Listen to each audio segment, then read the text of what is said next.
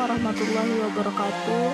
Perkenalkan, nama saya Ira Rahmawati dari kelas 1A, program studi D4 Akuntansi Manajerial, jurusan Akuntansi, Politeknik Negeri Samarinda.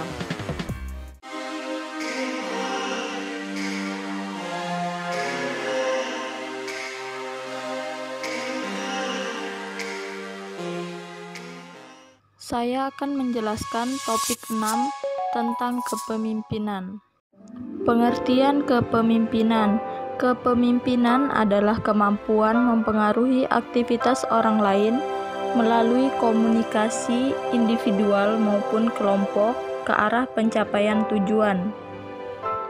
Manajer harus mampu memperlihatkan kepemimpinannya untuk dapat mempengaruhi orang lain, dan manajer perlu mengetahui beberapa strategi. Strategi manajer yang pertama adalah menggunakan data dan fakta untuk mengemukakan argumen dan alasan yang logis. Yang kedua, bersikap bersahabat dan mendukung upaya yang baik dalam perusahaan. Yang ketiga, memobilisasi atau mengaktifkan orang lain untuk melaksanakan pekerjaan. Yang keempat, melakukan negosiasi. Yang kelima, menggunakan pendekatan langsung atau kalau terpaksa, boleh menggunakan paksaan. Yang keenam, memperoleh dukungan dari atasan atau orang yang memiliki kedudukan lebih tinggi dalam organisasi. Dan yang terakhir, memberikan sanksi dan hukuman terhadap perilaku yang menyimpang. Teori-teori kepemimpinan menurut Gibson. Yang pertama, teori sifat atau trait teori. Teori ini disebut teori The Great Man, yang menyatakan bahwa seseorang yang dilahirkan jadi pemimpin, apakah ia mempunyai sifat atau tidak mempunyai sifat sebagai pemimpin. Menurut teori ini, bila dia tidak mempunyai sifat tersebut, dia akan mempelajarinya, misalnya melihat-lihat sifat pemimpin yang berhasil. Keith Davis merumuskan 4 sifat umum yang mempunyai pengaruh terhadap kesuksesan kepemimpinan di dalam organisasi. Yang pertama ada kecerdasan, yang kedua ada kedewasaan dan hubungan sosial yang luas, yang ketiga ada motivasi diri dan dorongan berprestasi, dan yang keempat sikap hubungan manusiawi. Yang kedua ada teori kelompok. Teori ini beranggapan bahwa agar tujuan tercapai, maka harus terdapat suatu pertukaran yang positif di antara para pemimpin dan pengikutnya.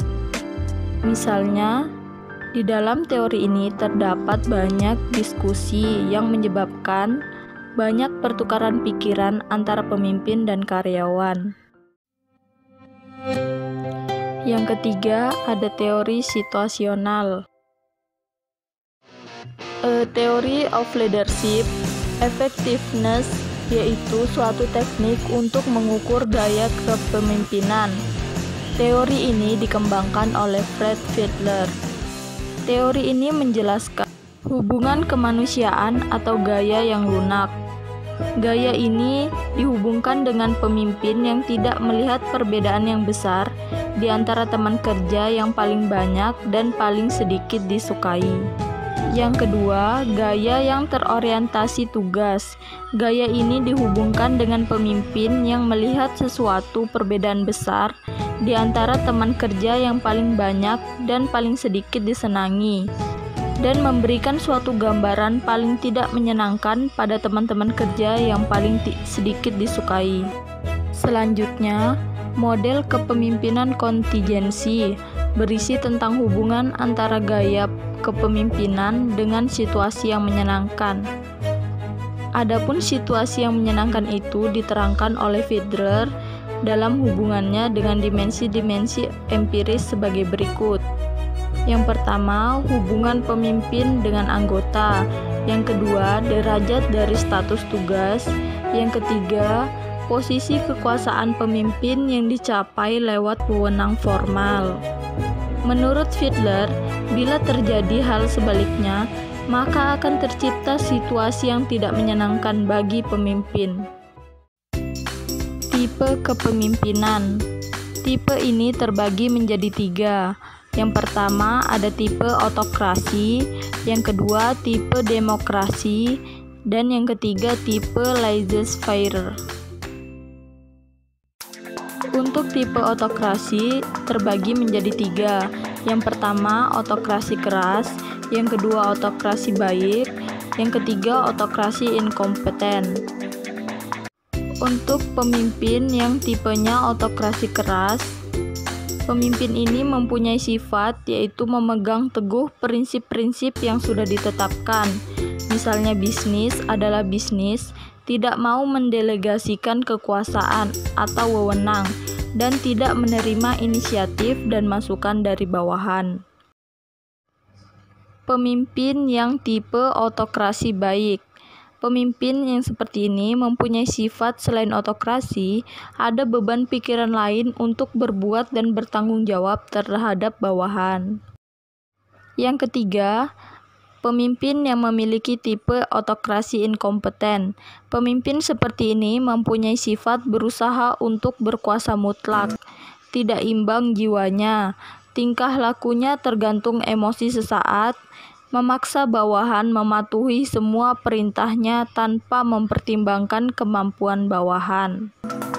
Untuk tipe demokrasi, tipe ini terbagi menjadi 2, yaitu tipe demokrasi tulen dan tipe demokrasi palsu. Untuk tipe demokrasi tulen, pemimpin dengan tipe ini mempunyai sifat mau mendengar masukan dari bawahan, menekankan rasa tanggung jawab dan kerjasama yang baik pada setiap bawahan. Tipe demokratis palsu. Pemimpin dengan tipe ini mempunyai sifat berusaha untuk menjadi demokratis. Kedemokratisannya tergantung emosi dan banyaknya beban pikiran yang dia hadapi. Yang terakhir, tipe laissez-faire. Pemimpin seperti ini mempunyai sifat karakter yang lemah, tidak mempunyai pendirian yang kokoh, tidak dapat mengendalikan anak buahnya, tidak mampu mengkoordinasi bawahan, dan tidak bisa menciptakan suasana kerja yang kooperatif. Sekian dari saya. Wassalamualaikum warahmatullahi wabarakatuh.